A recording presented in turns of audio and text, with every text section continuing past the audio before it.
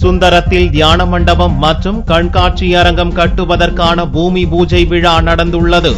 ஸ்ரீ சத்யசாய் நிறுவனத்தின் தமிழகத்திற்கான தலைமையகமாக சுந்தரம் சென்னையில் உள்ளது.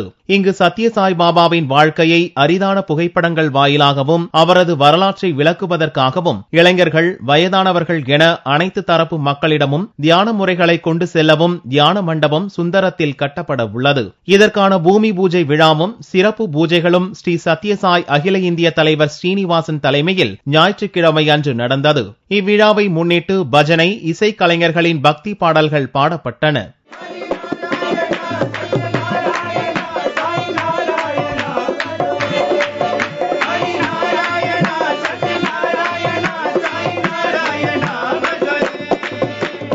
நம்ம சுந்தரம் ஆலயத்தில் ஒரு மெடிடேஷன் ஹால், எக்ஸிபிஷன் சென்டர் ரெண்டும் பண்ண போறோம். இங்க நம்ம சத்யசாய் நிறுவனம் மிகவும் வளர்ச்சி இருக்கிறது.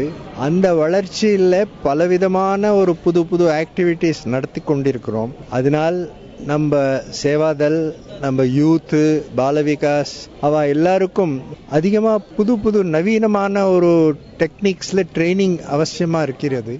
இங்க ஒரு எக்ஸிபிஷன் ஹால், அதனுடைய பூமி பூஜை இன்னைக்கு நடந்திருக்குது. இன்னைக்கு அக்டோபர் 20 அவதார் ஹுட் டே. அவதார் ஹுட் டே எப்படின்னு கேட்டீங்கன்னா 1940ஆம் ஆண்டுல அக்டோபர் 20ஆம் தேதி தான் சத்யசாய் பாபா அவர் யாருன்றத உலகத்துக்கு எடுத்து சொன்னார். நான் தான் சாய் பாபா சொல்லிட்டு நான் ஒரு அவதார்னு சொன்னேன் அந்த டைம். அதனால அவதார் ஹுட் டேன்னு சொல்றது. அதனால ரொம்ப ஆஸ்பிஷியஸ் டே. இவ்விழாவில் திரளான சாய் பக்தர்கள் கலந்து கொண்டு ஸ்ரீ சத்யசாய் பாபாவின் ஆசியை பெற்றனர்.